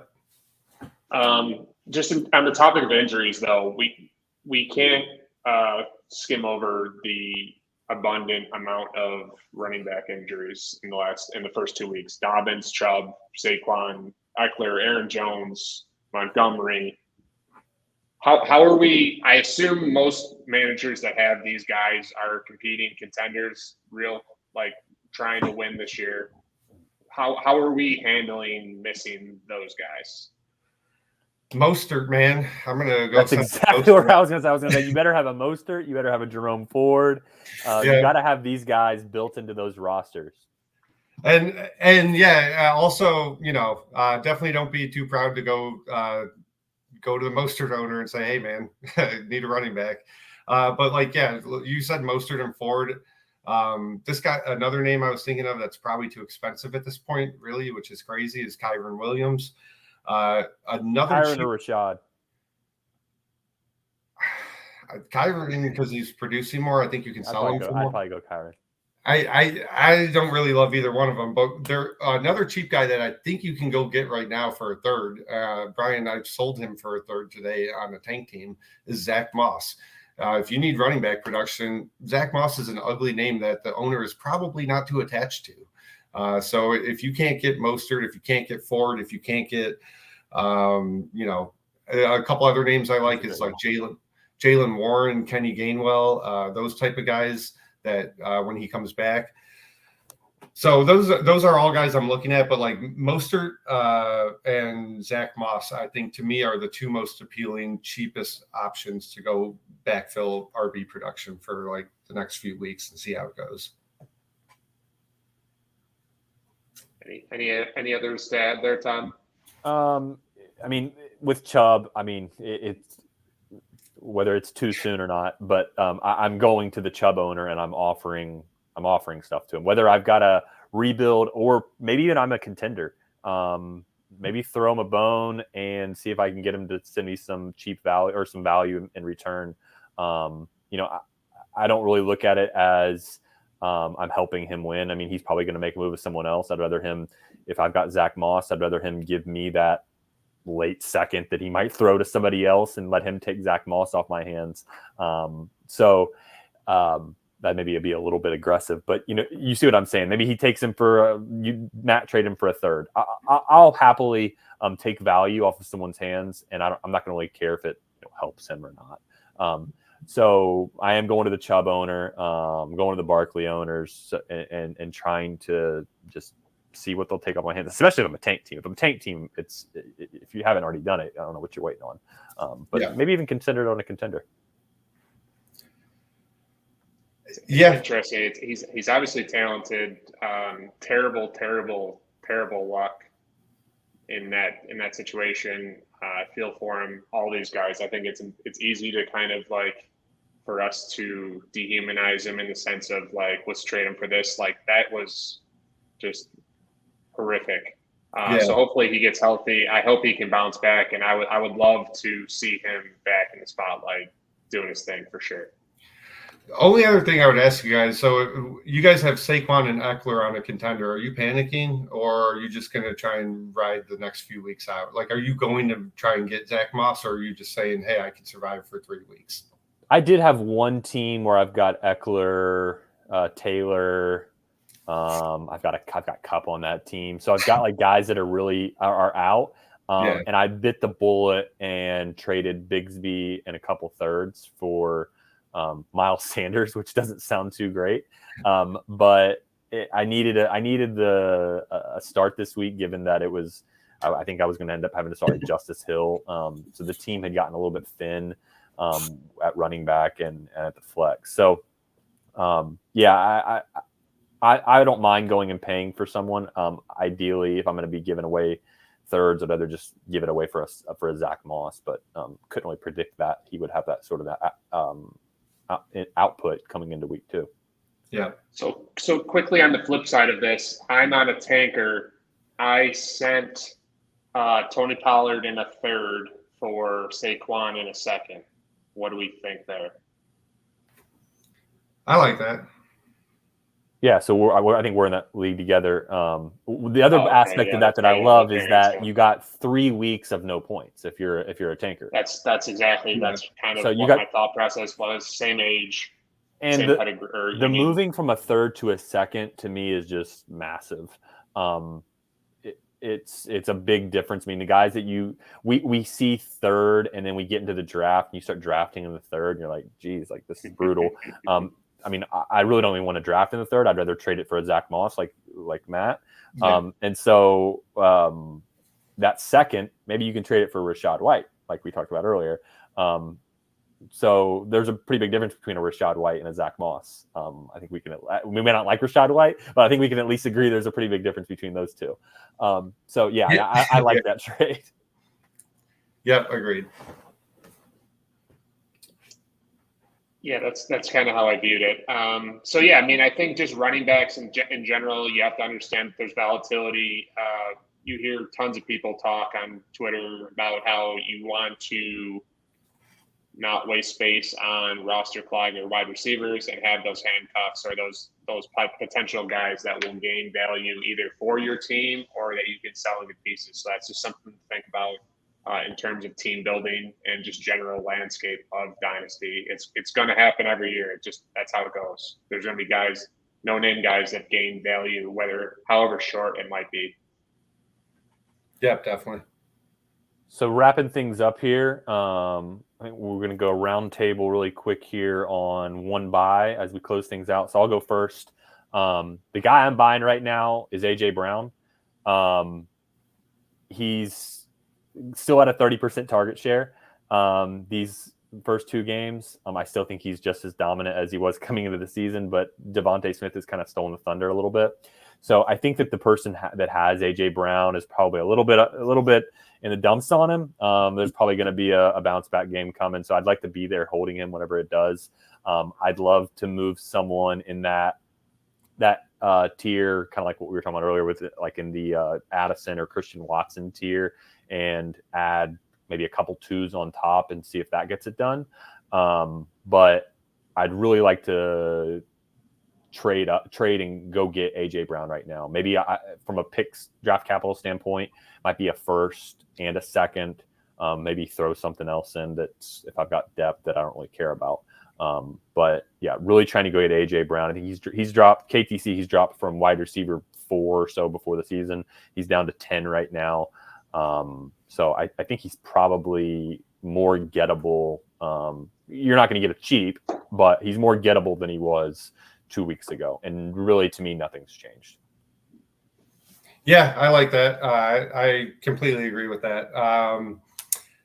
My buy would be Nico Collins. We talked about him a little bit earlier. In one of our leagues, I showed you guys this. I tried to buy him for an early 24 second and I would say mid 25 second. And the guy said, no, he's looking for a first. So maybe this is not a great buy recommendation, but what I would be trying to do is something like that. I very easily would trade 2 seconds for him. Another thing is if you have a rookie wide receiver that you don't think is really going to pan out. For me, Jonathan Mingo, I have a few Mingo shares that I don't really have much hope for. I'd love to package Mingo in a second for Nico, something like that. So like Romeo Dobbs, like any kind of younger receiver that you don't think really has much upside, but like theoretically has some value in between like a second or third range. I'm trying to package a couple pieces like that to get Nico. I think the breakout is real. I think there's enough peripheral numbers to suggest that the counting numbers that we're seeing are going to be sustainable.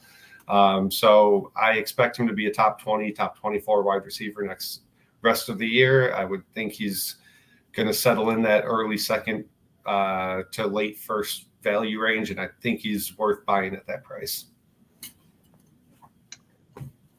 Yeah, makes sense. For my buy, it's not like this secret name or anything like that. This guy had his fair share of hype in the offseason. Garrett Wilson, to me, is a buy for just simply short-term situational drop in value. He's the same wide receiver he was before.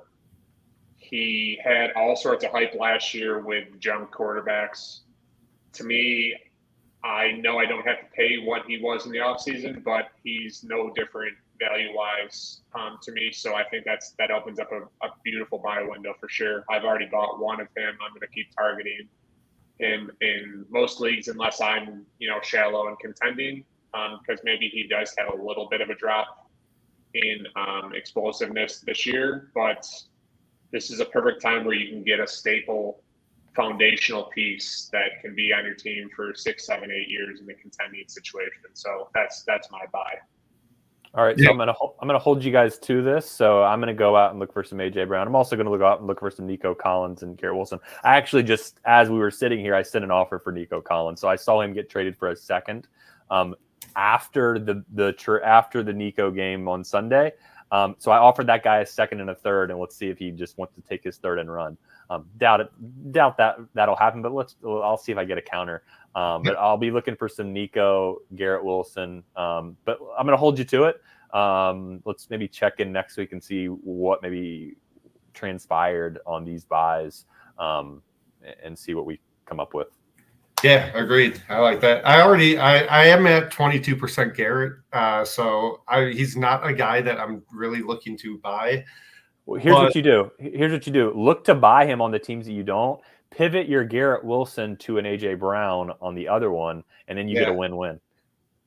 Yeah, I agree. Let's see what we can get done this week. We'll follow up next week. Go over our results. All right. So appreciate you all joining us on the Dynasty Market Watch for the 101 episode. Would be great if you guys could give us a retweet of the podcast from our Twitter accounts. We'd, of course, appreciate any feedback. But for Brian, for Matt, for myself, Todd, thanks for joining us. Thanks, guys. Been fun. Thanks, everybody.